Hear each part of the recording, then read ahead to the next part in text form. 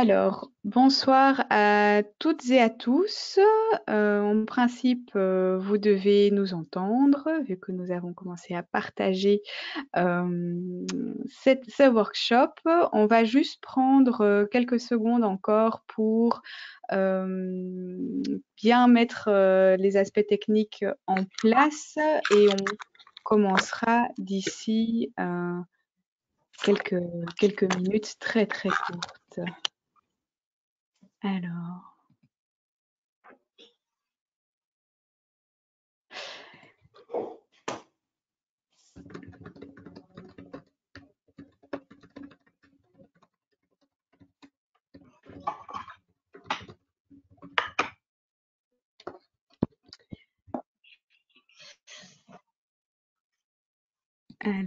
donc pour votre information, nous essayons simplement de partager l'écran de nos orateurs et mais la technique, c'est pas toujours intuitif.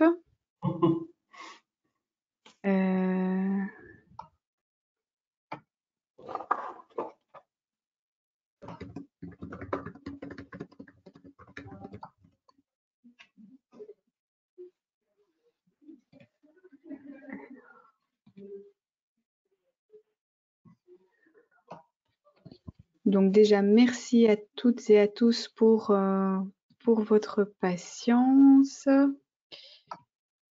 Normalement, vous pouvez déjà voir la petite fenêtre de chat. Donc, si jamais vous pouvez même me faire signe pour me dire que vous m'entendez, ce serait super.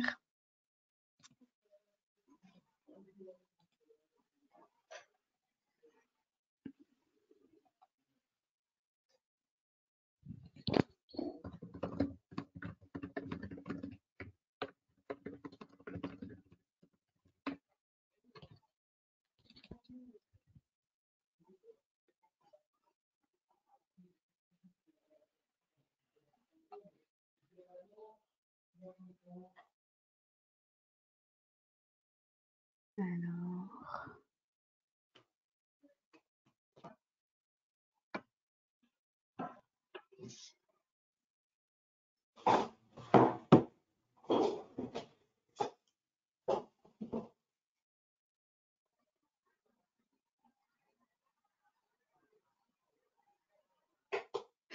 Alors, donc, Stéphanie, est-ce que je peux vous demander si, normalement, vous avez une petite barre avec les icônes micro, caméra et partage d'écran. Est-ce que vous l'avez, celui-là aussi? J'ai capture d'écran. Non, c'est vraiment partage d'écran. Audio.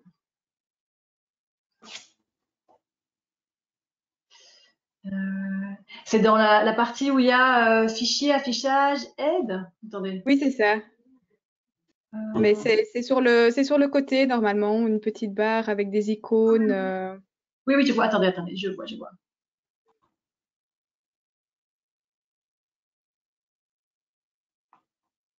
J'ai mode plein écran, mais sur le côté, il y a pas. Il n'y a pas... Attendez. Non, je sais pas non plus. Non. Et Ah oui, à présent, vous devriez l'avoir. Oui? voilà. Ah, super. Ah ouais. Ah, je vois votre écran, c'est magnifique. Vous voyez la Oui, présentation? Très bien. tout à fait. Alors, on va pouvoir entrer dans le vif du sujet. Donc, à nouveau, bienvenue à toutes et à tous pour ce workshop intitulé Quelles solutions pour une entreprise en difficulté? Pour ce workshop, nous accueillons Stéphanie Davidson, avocate et experte au CED, Centre pour les entreprises en difficulté. Nous accueillons aussi Thierry de Gols, expert comptable, également expert au Centre pour les entreprises en difficulté. Ce workshop est organisé dans le cadre de la Semaine des entrepreneurs qui a lieu du 16 au 20 novembre et qui est co-organisé par le service 18-19 pour lequel je travaille, ainsi que Uniso, UCM, Brussels et pas moins de 15 communes bruxelloises. Pour un souci d'efficacité et pratique, on vous demande de garder vos micros fermés. Ça permet de limiter les interférences. Je serai votre modératrice au niveau des questions, donc n'hésitez pas à les partager dans le chat tout au long de la présentation et ou à la fin de la présentation. Si les questions se prêtent au déroulement du workshop, je les prendrai en charge et je les soumettrai voilà, à nos orateurs. Si ça se prête plutôt à la fin du workshop, on les conservera pour la fin, mais n'hésitez pas à écrire les questions qui vous passent par la tête. Et donc, c'est à présent avec beaucoup de plaisir que je laisse la parole à nos orateurs et je vous souhaite à toutes et à tous un très bon workshop. Voilà, bonsoir à tous. Donc, c'est à moi qu'il revient d'entamer cette session. Je vous remercie, Charlotte, pour la présentation. Et je pense que je peux parler au nom de Thierry pour dire qu'on est ravis de cette occasion qui nous est donnée de peut-être un peu mettre en lumière certains aspects qui pourraient vous être utiles à vous, entrepreneurs, entrepreneuses, même si ce mot n'est pas très français.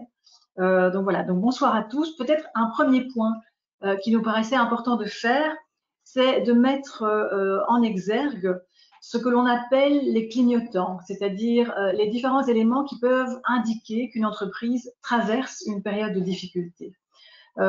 Si vous êtes sur le terrain, vous en avez peut-être déjà entendu parler, vous les avez peut-être même déjà vécus, mais de manière générale, quand on analyse la viabilité d'une entreprise, voilà les questions qu'on se pose. Est-ce qu'il y a des retards de paiement? Donc, est-ce que cette société ou l'entrepreneur est en mesure de faire face aux factures qui lui sont adressées? Est-ce qu'il y a des dettes?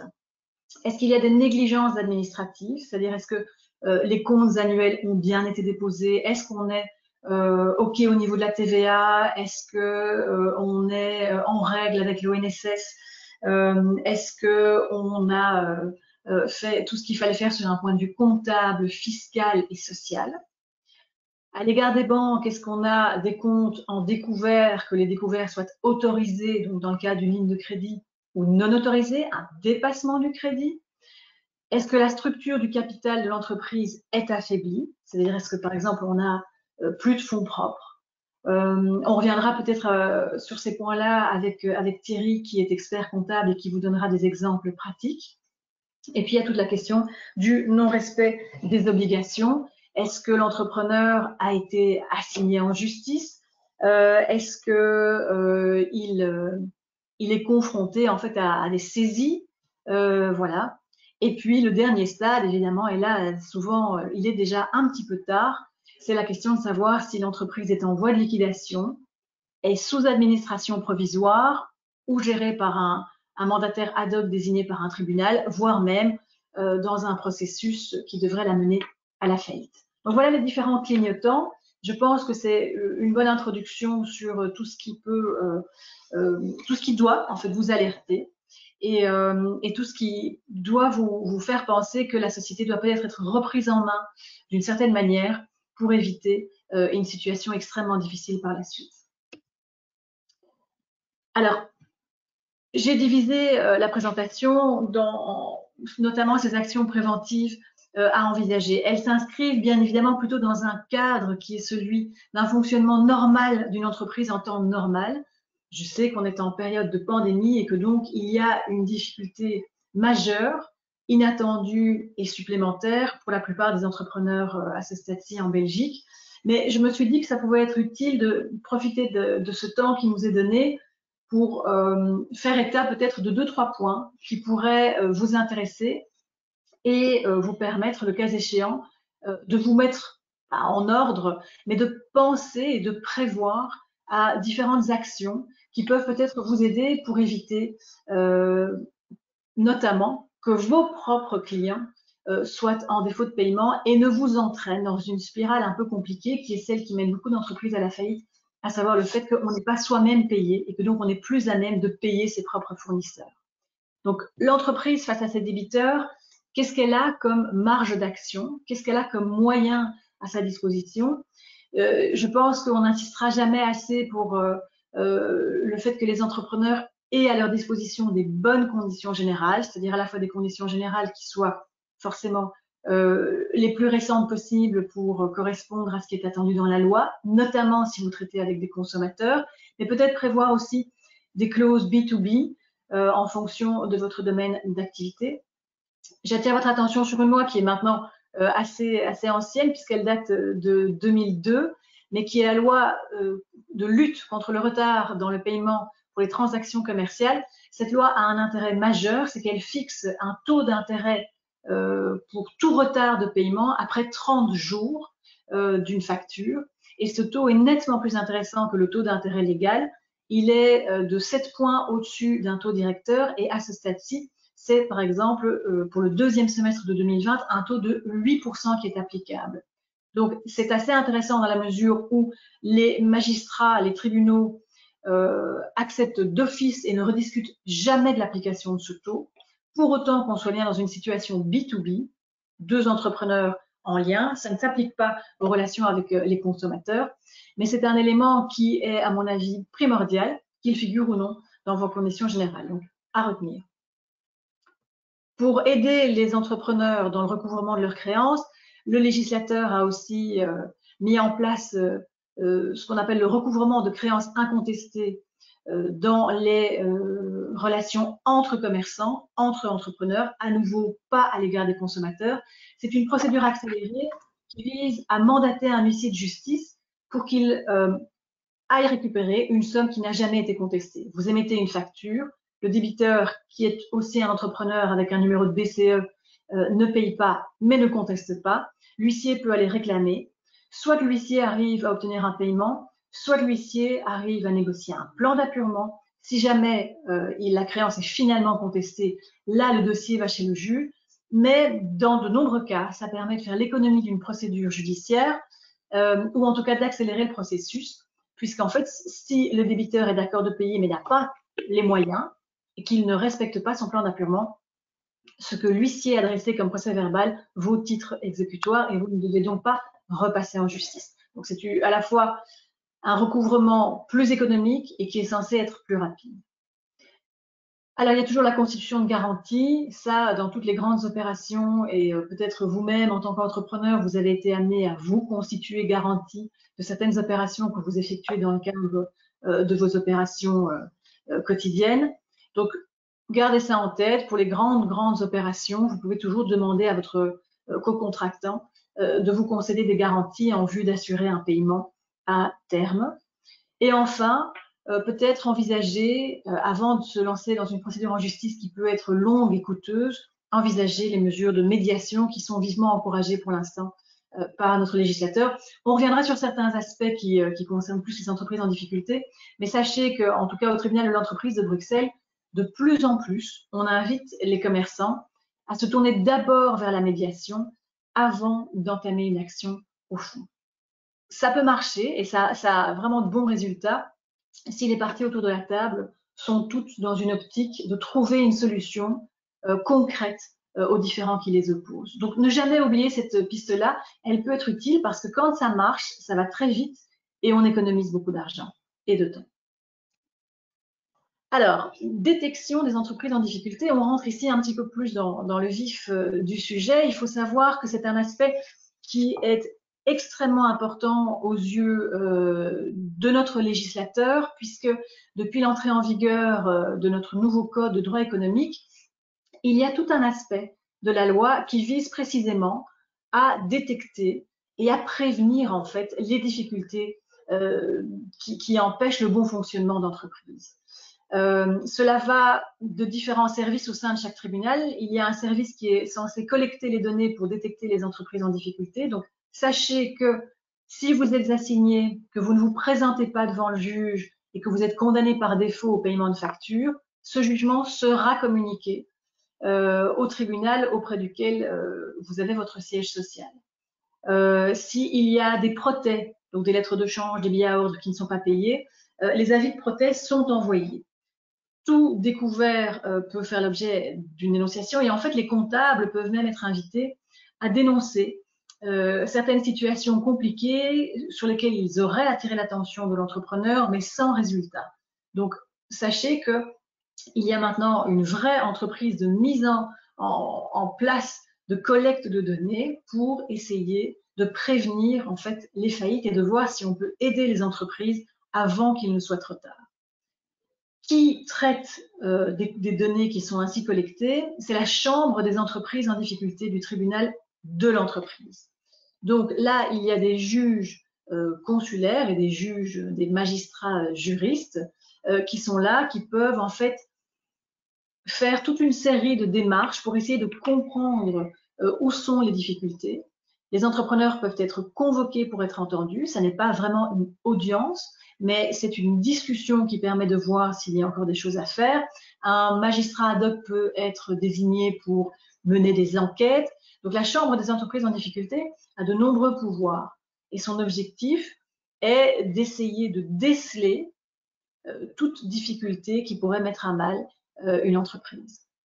Dans les cas les plus graves, quand il y a des risques notamment de fraude ou bien de blocage complet, le président du tribunal de l'entreprise peut même être amené à prononcer des mesures provisoires qui visent à assurer que l'entreprise puisse poursuivre ses activités avec l'aide généralement d'un mandataire spécial que le président désignera pour éviter tout arrêt de l'activité. Alors, dans les actions défensives qu'une entreprise en difficulté peut envisager, il y en a de deux ordres. J'ai ici distingué les procédures purement judiciaires, ce sont la réorganisation judiciaire et la faillite, et une mesure un peu plus informelle, mais qui existe depuis quelques années maintenant dans notre droit, et qui est le fait que le tribunal de l'entreprise, avant appelé tribunal de commerce, peut désigner, même sur simple demande verbale, à la demande de tout entrepreneur intéressé qui se trouve dans une situation difficile, le tribunal peut désigner un médiateur d'entreprise. Ce médiateur doit intervenir aux côtés de l'entreprise en difficulté pour tenter soit de trouver un accord avec ses créanciers, soit d'aider l'entrepreneur à voir si une réorganisation judiciaire est envisageable et à constituer le dossier avec lui. Donc ici, on est vraiment dans une phase qui n'est pas encore judiciaire, il n'y a pas de jugement, il n'y a pas d'audience, il y a juste une prise de contact qui est quasiment informelle. Il n'y a donc pas de trace écrite non plus. Ce n'est pas quelque chose qui se retrouvera dans les registres de la BCE et qui sera identifiable par des créanciers. C'est une mesure que l'on invite tout entrepreneur en difficulté à prendre d'initiative pour essayer d'améliorer la situation difficile qu'il traverse. Alors, j'ai appelé le greffe du tribunal de l'entreprise de Bruxelles pour savoir si c'était quelque chose que eux pratiquaient régulièrement. Moi, j'avoue que je n'ai pas encore eu l'occasion de le pratiquer. Donc, apparemment, ça se fait. Ils m'ont dit qu'ils avaient eu un cas de désignation d'un médiateur la semaine passée. Mais le greffier lui-même me disait que ce n'était pas quelque chose dont il était très familier parce que ça n'arrivait pas très souvent. Je pense peut-être que c'est parce que les gens ne le savent pas et que donc c'est peut-être un point sur lequel on peut faire un peu plus de publicité. Sachez que si vous avez des difficultés avec un ou plusieurs créanciers, que vous n'arrivez pas à trouver un accord, peut-être qu'un médiateur d'entreprise peut vous aider. D'autre part, quand on est au-delà du stade d'une médiation, alors deux possibilités judiciaires s'offrent à l'entrepreneur en difficulté, la réorganisation judiciaire et la faillite, et j'y reviendrai tout de suite. Voilà, parce qu'il y a une vraie différence entre ces deux procédures judiciaires. Qu'est-ce qu'on peut faire quand la continuité de l'entreprise est privilégiée? Donc, si vous savez que votre entreprise est en difficulté, mais que ces difficultés sont soit passagères, soit liées au contexte, comme par exemple maintenant le cas de la pandémie, si vous avez eu un bon début d'activité et que par exemple vous avez eu un problème de santé, que vous n'avez plus été en mesure de gérer votre entreprise, eh bien alors on peut revenir effectivement à la situation du médiateur de l'entreprise. Peut-être peut-il vous aider et vous permettre alors de continuer vos activités. Ou bien peut-être faut-il passer par une procédure judiciaire qui est assez formellement organisée dans notre code du droit économique, c'est la réorganisation judiciaire. Cette réorganisation judiciaire, elle vise à octroyer un sursis de 6 mois à toute entreprise en difficulté. Pendant ces 6 mois, les créanciers ne peuvent plus lancer de mesures d'exécution. Il n'y aura pas de saisie, il n'y aura pas d'assignation, il n'y aura pas de mesures coercitives contre l'entreprise. Donc 6 mois de répit, mais pendant ces 6 mois, une obligation de trouver un accord avec les créanciers soit en réorganisant l'entreprise, soit en transférant certains de ses actifs ou certaines de ses activités vers un tiers. Donc voilà, ici, nous n'avons pas le temps d'aller in extenso dans les détails. Sachez que la procédure est quand même relativement lourde et elle requiert la constitution d'un dossier qui doit être très complet. Donc avec une situation comptable la plus récente possible, le dépôt des comptes annuels en ordre, une liste des créanciers, une liste des travailleurs, une liste de toutes les charges du bail, etc. Donc la loi définit un certain nombre d'informations qui doivent obligatoirement être communiquées et sans cela, normalement, le dossier ne sera pas pris en charge. Mais ça peut être une procédure intéressante si vous pensez que l'entreprise peut être sauvée et pourrait, sous une autre forme, poursuivre ses activités.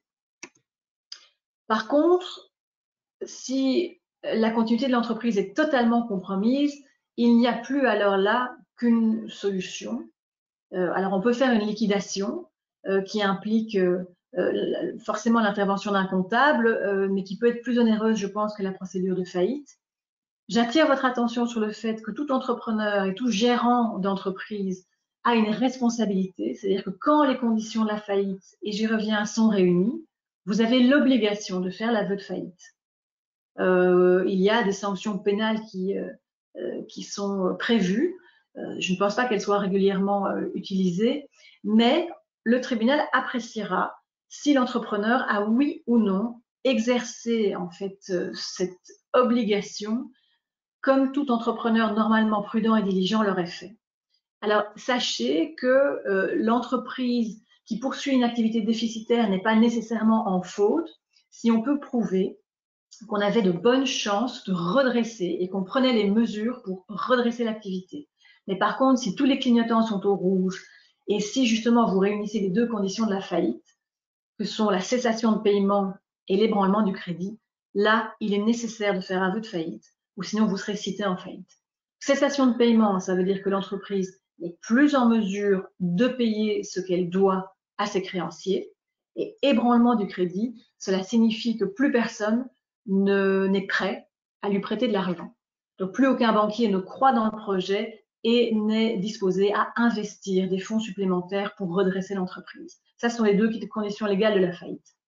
Donc l'aveu de faillite, cela signifie que le responsable de l'entreprise ou l'entrepreneur lui-même va déposer un dossier. Tout se fait maintenant sur une plateforme électronique qui s'appelle Rexol. Il y a là aussi toute une série de documents qui doivent impérativement figurer pour que le dossier soit traité. Et l'aveu de faillite, et la citation en faillite, c'est quand un de vos créanciers, fatigué de devoir attendre un paiement, se dit que vous n'allez jamais pouvoir payer et qu'il n'y aura pas d'autre possibilité que de vous assigner en faillite pour espérer qu'un curateur puisse réaliser des actifs et payer tout ou partie de la dette.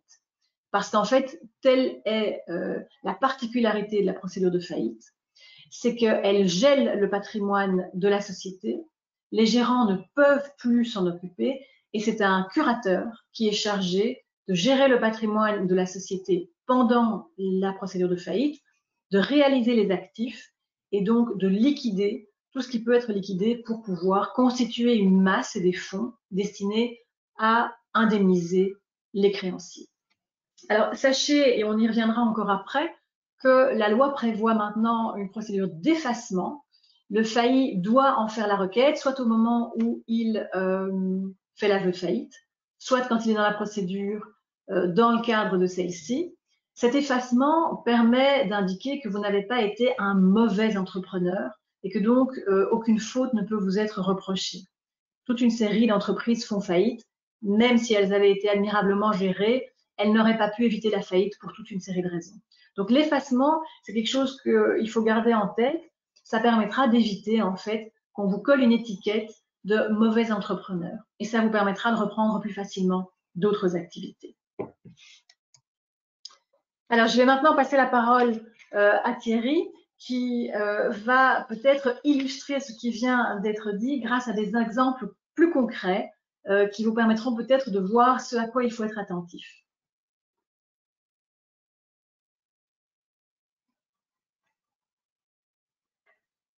Il faut activer votre micro, Thierry, s'il vous plaît. Merci. Voilà. Bonsoir. Donc, comme disait Stéphanie, ce qui est important, c'est effectivement de voir quelle est la situation de sa société ou, si on est en personne physique, de son entreprise d'indépendant, pour voir ce qu'il est possible de faire pour éventuellement trouver des solutions face à la situation de difficulté que rencontre votre activité. Donc, soit on va effectivement aller vers la médiation, soit vers la réorganisation judiciaire, mais soit vers la faillite. Pour ça, il est très important d'avoir en fait une comptabilité à jour, précise, détaillée, et ça, c'est le comptable, le professionnel du chiffre qui va pouvoir vous aider. Pour ça, il a besoin d'avoir les informations. Donc, très souvent, qu'est-ce que nous rencontrons? C'est que l'entrepreneur, surtout quand il est en difficulté, est un peu fonce à essayer de trouver des solutions. Il n'a pas le temps de s'occuper de la partie administrative. Et c'est un tort parce que c'est à ce moment-là que le comptable, l'expert comptable, va pouvoir vous aider à voir plus clair dans votre situation et voir ce qu'il est possible de faire en fonction des différentes possibilités d'issue pour vous sortir de cette difficulté. Donc, si on prend l'exemple d'une société, donc Stéphanie, si tu sais changer de… Voilà, c'est au slide suivant.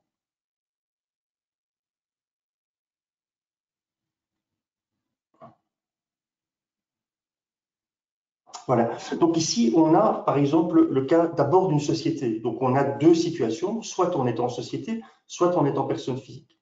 Si on est en société, on a l'obligation chaque année de déposer ce qu'on appelle les comptes annuels à la Banque nationale de Belgique.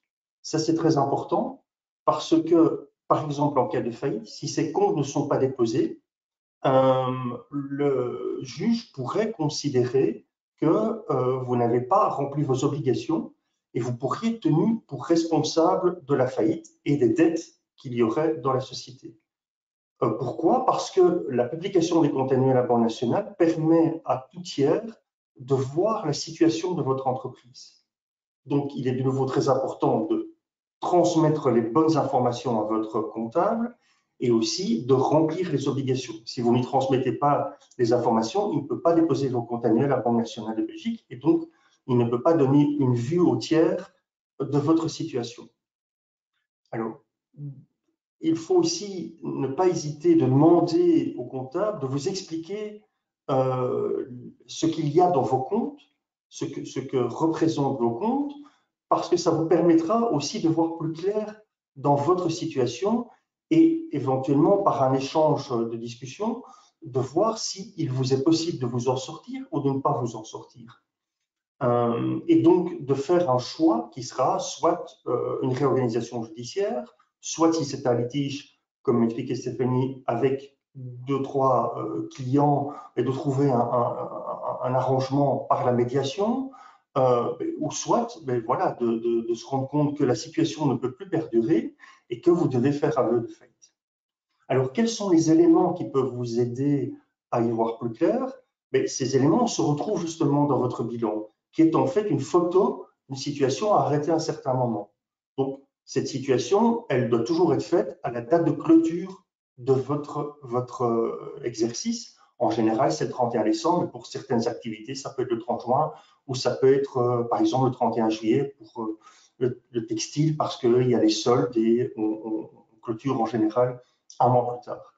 Et donc, dans cette situation, on a par exemple, je vais être assez succinct parce que c'est vraiment, comme je disais là tout de suite, une photo de votre entreprise à un moment défini, mais la photo de votre entreprise n'est pas celle de l'entreprise du voisin.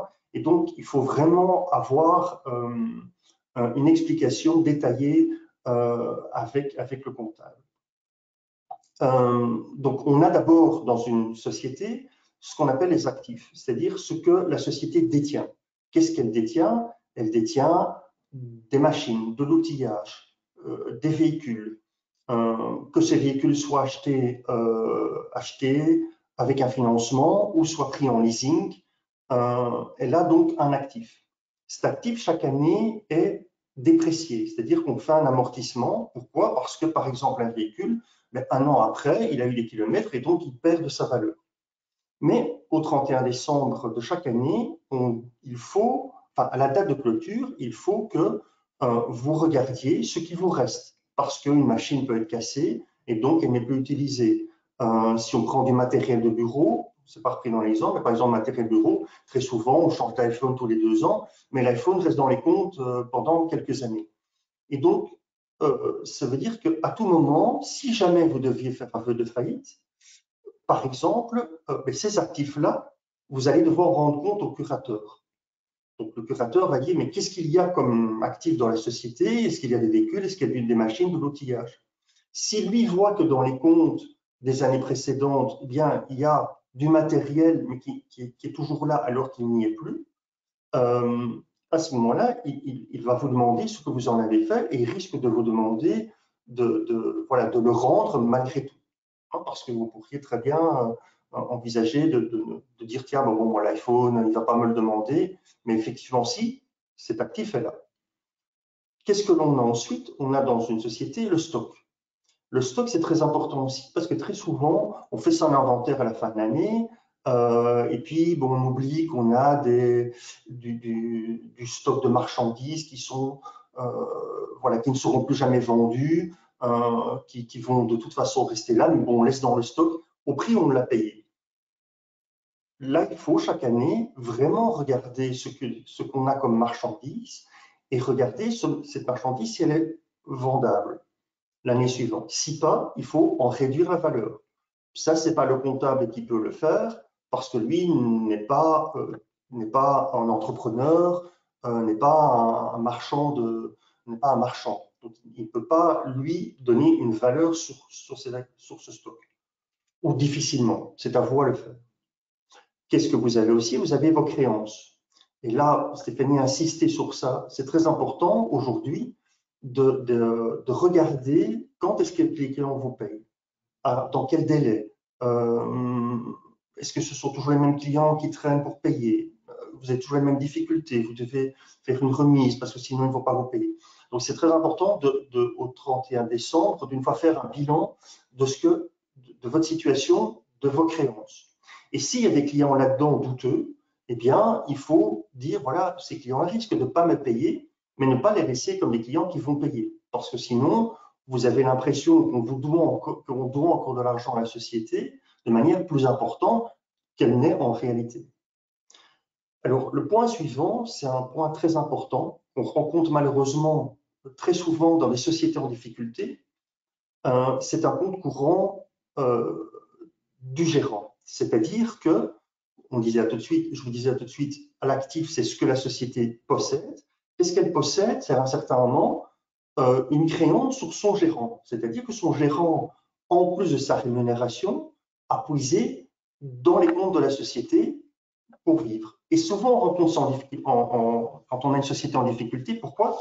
Parce que qu'est-ce qu'on dit? On va diminuer la rémunération de dirigeants, comme ça on va payer moins de précomptes, comme ça on sera moins taxé, comme ça on payera moins de lois sociales, mais le besoin que l'on a pour vivre, malgré tout, va rester là, et donc à titre privé, et donc on va retirer encore la même somme d'argent.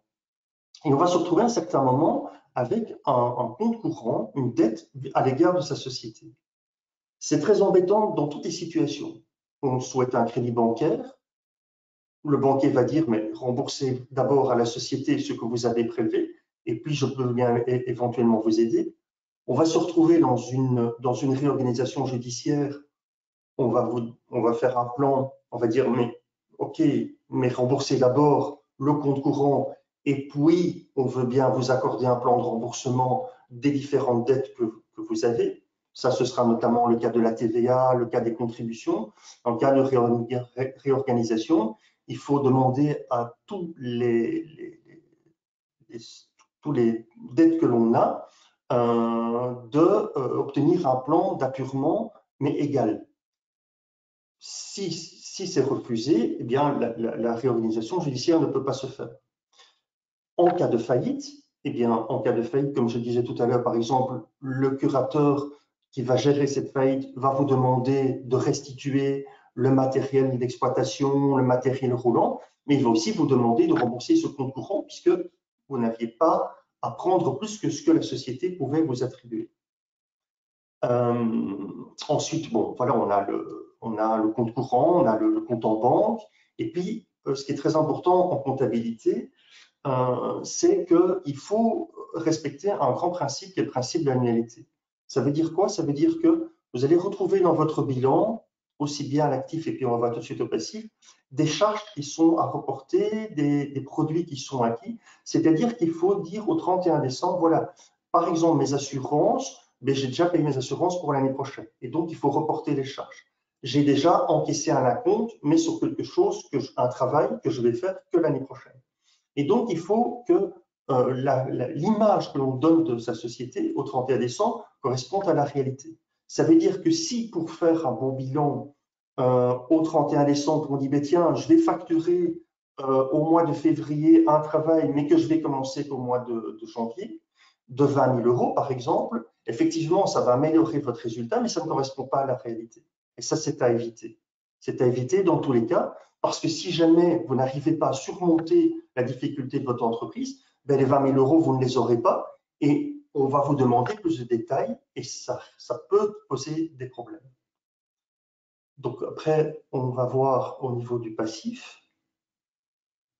Alors au niveau du passif, un point, je veux dire, c'est même le point le plus important dans l'image d'une société en fin d'exercice, c'est ce qu'on appelle les fonds propres. Donc, c'est ce que Stéphanie disait tout à l'heure, c'est une société qui n'a plus de capital suffisant pour assurer sa viabilité.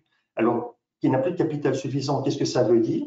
Ça veut dire au moment où vous avez créé votre société, vous aviez un capital minimum à souscrire. Donc, vous êtes allé chez le notaire et vous avez souscrit 18 600 euros de capital. C'était dans le cadre d'une SARL, le capital minimum. Mais le notaire vous a dit, ou le comptable vous a dit, mais il ne faut libérer que 6 200 euros. C'est-à-dire que vous deviez apporter 6 200 euros sur un compte provisoire le jour où vous passiez l'acte chez le notaire. Et puis à côté de ça, on faisait un plan financier où on disait que ces 6 200 euros étaient suffisants. C'est très souvent pas le cas et on constate ici que par exemple, ce n'est pas du tout le cas parce que on a libéré 6 200 euros, mais au fur et à mesure des années, la société a fait des pertes. Elle a fait une année peut-être un bénéfice, elle a fait une autre année des pertes, et aujourd'hui, elle a des pertes cumulées d'année en année de 16 200 euros. Et donc, au fond, ce capital de 6 200 qu'on a investi, qu'on a mis, ben, il a totalement disparu, et au contraire, la société a un fonds propre négatif de 10 000 euros. Elle n'a plus de fonds propres, et c'est négatif. En cas de faillite, par exemple, le curateur, à ce moment-là, va vous dire, écoutez, voilà, il y a des fournisseurs à qui vous devez, ici on voit dans le bilan 15 000 euros, eh bien, vous n'avez libéré que 6 200 euros, vous devez libérer les 12 400 euros restants, en plus des 20 000 euros du compte courant qu'on a vu tout à l'heure. Donc, il est très important, lorsqu'on clôture son bilan, de regarder sa situation des fonds propres et de voir si éventuellement il ne faut pas libérer le capital, parce qu'alors c'est un apport d'argent dans la société, et surtout ça va vous permettre que si jamais vous avez une difficulté et qui vous amènerait vers la faillite, ou même vers la réorganisation judiciaire, d'au moins avoir libéré votre capital et de ne pas être embêté à titre privé. Parce que ce n'est pas parce qu'on a fait une SARL et qu'on a dit voilà, c'est une société à responsabilité limitée à la société qu'on ne peut pas venir sur votre patrimoine privé parce que vous n'avez pas apporté les fonds nécessaires à la société. Ensuite, vous avez les dettes. Vous avez les dettes à l'égard de la banque. La banque vous a prêté de l'argent, par exemple, pour acheter le matériel d'exploitation. Vérifiez que le banquier ne vous a pas demandé de signer comme caution. Parce qu'effectivement, si vous avez demandé de signer comme caution, dans le cadre, par exemple, d'une faillite, mais de nouveau, le banquier va vous demander de payer ce qui n'a pas été remboursé. L'allocation de financement, là souvent, on ne demande pas de caution, mais ce n'est pas toujours le cas. L'allocation de financement, ça veut dire aussi que si vous êtes vraiment en difficulté, que vous allez en régulation judiciaire ou en faillite, il faut être vigilant à ne pas revendre le véhicule sans rembourser le leasing existant. C'est la même chose pour du matériel. Les dettes financières, c'est la même chose. Vous pourriez avoir un autre compte en banque. Si vous avez un compte en banque avec 1 000 euros, vous pourriez avoir un autre compte en banque où le compte, vous pouvez aller en négatif. Très souvent, lorsque vous pouvez aller en négatif, on vous demande une caution personnelle. Ça, c'est assez souvent. Et puis, vous avez vos dettes fournisseurs. Là, c'est très important aussi de ne pas simplement, lorsque vous recevez votre bilan du comptable, de dire, tiens, ben voilà, je devais au 31 décembre 15 000 euros. C'est de vraiment voir, demander ce qu'on appelle une balance AG, c'est demander, voilà, j'ai des dettes de 15 000 euros 31 décembre, mais dans ces 15 000 euros, est-ce que ce sont des factures normales? Est-ce que, voilà, ce sont les factures de décembre? Ce sont les factures de 2 mois? Ou bien non, est-ce que j'ai plusieurs fournisseurs avec lesquels j'ai des problèmes de paiement? Et voir effectivement à ce moment-là, en fonction de la situation, éventuellement demander des plans d'appurement, anticiper les choses et ne pas vous laisser assigner par un fournisseur que vous ne payez pas, qui effectivement va vous citer au tribunal, ça va vous coûter des frais de procédure, ça va vous coûter un avocat. À la limite, vous n'allez pas aller parce que vous n'avez pas les moyens d'y aller et vous allez, comme disait Stéphanie tout à l'heure, être jugé par défaut et ça va entraîner une série de clignotants et de soucis complémentaires. Évidemment, les dettes fiscales et sociales, je n'ai pas besoin de vous dire, en tant qu'entrepreneur, vous savez que les administrations sont assez difficiles dans les plans d'appurement. Elles sont un peu plus souples pour l'instant compte tenu de la crise Covid, donc il est pour l'instant assez facile d'obtenir des plans et même des reports de ces plans dans certains cas, mais toujours en montrant sa bonne volonté. Ça veut dire aussi que l'administration fiscale, elle a une série d'éléments qui lui permettent de vérifier la bonne viabilité de l'entreprise. Et il arrive très fréquemment que le receveur regarde aussi, lui, les comptes annuels de l'entreprise pour regarder la situation.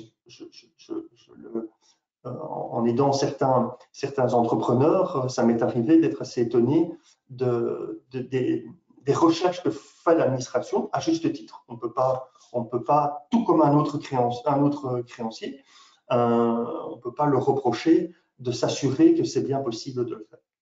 Là, j'ai repris ensuite un petit poste parce que ça arrive quand même d'un bilan, des autres dettes où en fait on a par exemple un proche, un parent qui prête de l'argent à la société en disant ben voilà, je vais t'aider. Et en fait, là, c'est important aussi, lorsqu'on est en difficulté, c'est de voir avec la personne qui vous a prêté, de la prévenir de la situation. Parce que si vous dites au dernier moment, je vais d'abord le rembourser à lui, parce que c'est mon père, parce que voilà, c'est mon frère qui m'a prêté de l'argent, ça peut vous poser des problèmes. Donc là, soyez aussi très vigilants à ne pas privilégier un créancier en cas de difficulté, mais plutôt à vous assurer de l'ensemble de vos dettes et de répartir les choses pour que s'il devait arriver que l'entreprise aille en faillite, que vous puissiez me démontrer que vous avez fait un effort vis-à-vis de tout le monde, de manière équitable. Ensuite, on a le compte de résultat de l'entreprise. Là, j'ai été très succinct parce que là, justement, c'est ce que je disais en début de présentation, c'est que c'est vraiment cas par cas. Donc, il faut vraiment voir dans votre société ce qui fait que la société dégage une perte. Est-ce que c'est un manque de chiffre d'affaires? Est-ce que c'est un problème de marge? Est-ce que j'ai trop de frais? Des frais personnels, des frais de généraux. Donc là, il est très difficile de faire une analyse globale parce que c'est vraiment cas par cas. Et ce que vous devez vraiment faire aujourd'hui, quand vous avez des situations un peu plus difficiles, c'est de faire un petit tableau de bord. C'est de dire, voilà, cette année, ce que j'estime de faire comme chiffre d'affaires. Et en fonction de ça, de prévoir vos frais. Il faut savoir que les entreprises qui ne sont pas en difficulté, qui ont une bonne activité, presque toutes ont un petit tableau de bord. Un tableau de bord qui leur donne une estimation sur leur année. Parce qu'ils décident à ce moment-là de faire des investissements ou de ne pas en faire, de faire des frais supplémentaires qu'ils n'avaient pas fait l'année d'avant parce que justement, ils ont un chiffre d'affaires en développement. Ce qui veut dire que justement, une société qui est en difficulté, c'est le sens contraire. C'est-à-dire essayer de voir quel est le chiffre d'affaires le plus pessimiste qu'on va faire et essayer de gérer au mieux ses frais généraux et d'arriver à une situation voilà, qui revienne en équilibre. Et puis, on a à côté de ça l'indépendant, ce qui sera sur le slide suivant.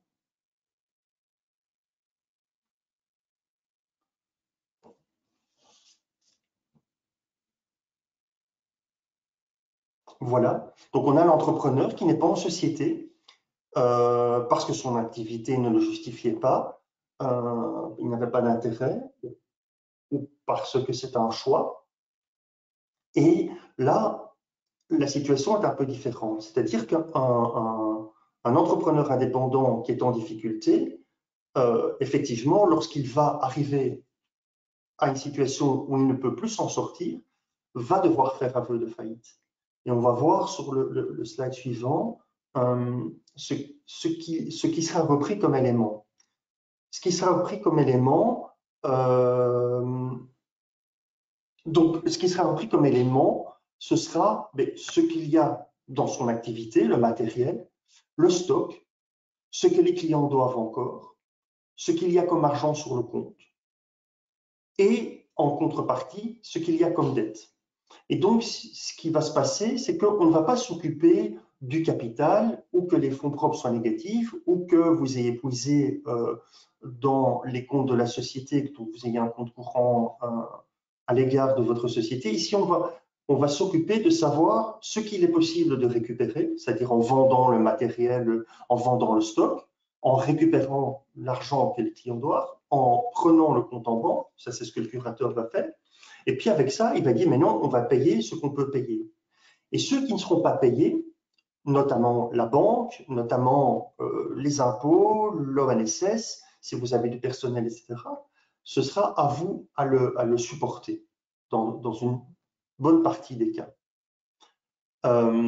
Donc là, je veux dire, si vous êtes indépendant, si vous avez un commerce, par exemple, on est encore très souvent en personne physique, si vous avez un commerce, et là, il est encore plus important d'avoir vraiment une situation et de voir s'il vous est possible de continuer ou de ne pas continuer et de voir quelles sont les solutions que vous pouvez trouver à l'égard des créanciers pour arrêter votre activité, notamment clôturer le bail, puisqu'il faut savoir que le propriétaire est un des premiers créanciers et qui risque de reprendre votre fonds de commerce. Donc, essayez de voir si vous ne pouvez pas céder votre commerce, ce qui vous permettra de céder le bail et d'arrêter l'activité sans que vous ayez un endettement à titre personnel.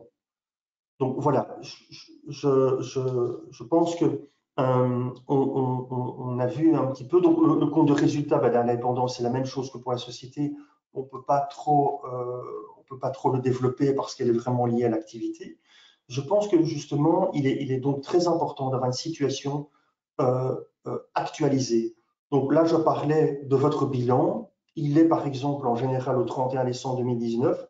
Nous sommes au mois de novembre 2020. Il est évident qu'il vous faut une situation actualisée. Il faut vraiment une situation d'aujourd'hui et aussi de mettre sur papier pour votre comptable quels sont vos frais personnels mensuels, les frais de la famille, et de faire une petite analyse là-dessus. Parce qu'effectivement, si votre comptable vous dit, voilà, vous devez atteindre tel chiffre, vous devez limiter vos frais à autant, mais que de l'autre côté, comme je le disais tout à l'heure, toujours ce fameux compte courant, vous avez besoin et qu'on vous attribue une rémunération, prenons de 2 000 € par mois, mais que vous en avez besoin de 3 pour pouvoir vivre, effectivement, ce n'est pas possible de continuer de cette façon-là. Et c'est très important d'avoir vraiment cette vue d'ensemble de votre activité de manière chiffrée. Voilà.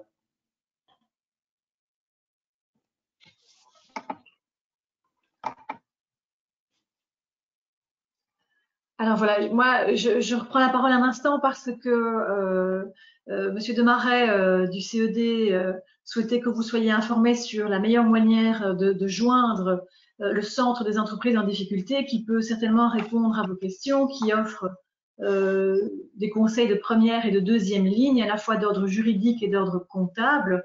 Donc n'hésitez pas à aller voir sur leur site, à les appeler ou à leur adresser un email. Et puis, le message que l'on souhaitait aussi faire passer, c'est que une clôture d'activité ou une faillite, c'est évidemment un moment extraordinairement difficile et désagréable. Mais sachez que la manière dont la faillite est aujourd'hui envisagée par les tribunaux en Belgique, c'est celle vraiment d'un arrêt d'activité qui ne doit pas être blâmé. C'est-à-dire qu'il n'y a pas de honte à faire une faillite et on peut rebondir. Et l'objectif aujourd'hui de la nouvelle loi sur les faillites dans le code de droit économique, c'est d'essayer vraiment de permettre à l'entrepreneur de rebondir très vite, voire même de relancer une autre activité en étant peut-être mieux entouré, mieux conseillé. Donc je pense que vous l'aurez compris, Thierry l'a bien expliqué, c'est essentiel dans le cadre de toute entreprise d'être bien conseillé par un bon comptable, essayer de trouver quelqu'un avec un comptable avec laquelle vous pouvez avoir une relation de confiance et des discussions très ouvertes. C'est essentiel d'avoir une vue très claire sur la société et ses chiffres, tout simplement, pour pouvoir éviter de naviguer à vue et un jour d'avoir un problème. Mais sachez que, notamment auprès de Bessie, il y a une formule Restart qui permet d'accompagner les entrepreneurs qui envisagent une relance de leur activité. Il y a des coachs et une communauté qui se forme chez Bessie pour que les entrepreneurs ne soient pas seuls à gérer leurs problèmes et qu'ils puissent en discuter. Donc voilà.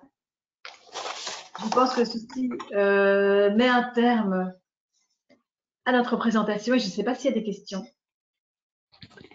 Alors, pour le moment, il n'y a pas de questions dans le chat, mais ça peut encore venir. Par contre, nous avions reçu une question par email avant le début de la présentation. Alors, je ne vais pas citer le nom de la personne, il ou elle est présente, mais je lui laisse le choix de se nommer. Je vais rapidement la prendre sous les yeux. Alors, donc, durant le premier confinement et lors de l'octroi de la prime de 4 000 €, il était question de devoir la rembourser au cas où on fermait son commerce moins d'1 an ou 4 ans, point d'interrogation, après l'octroi de cette dite prime. Puis cette info a disparu des radars et plus moyen de retrouver nulle part une information à ce sujet. J'ai un magasin de décoration XL. Je suis indépendant complémentaire, je tire un revenu minimal avec un mi-temps dans l'ORECA, je perçois donc actuellement 60% de mon salaire et je n'ai pas droit aux passerelles pour mon activité indépendante. Il n'est plus question de prime pour ce deuxième confinement, je n'ai donc aucun moyen de remonter la pente. Mon bail commercial de 9 ans se terminera en juillet 2021 et je n'ai plus envie de continuer à galérer dans les conditions à venir. Je voudrais donc arrêter mon activité avant de m'endetter sérieusement. Je n'ai pas de dette à part le loyer de novembre et celui de décembre et peut-être les suivants si l'activité ne reprend pas. Je voudrais donc limiter la casse et ne pas renouveler mon bail en 2021. Mais il est hors de question pour moi de rembourser ces 4 000 € en plus des loyers en retard. Donc je pense que la grande peur, c'est de devoir rembourser cette prime de 4 000 € qui a été octroyée lors du confinement, effectivement.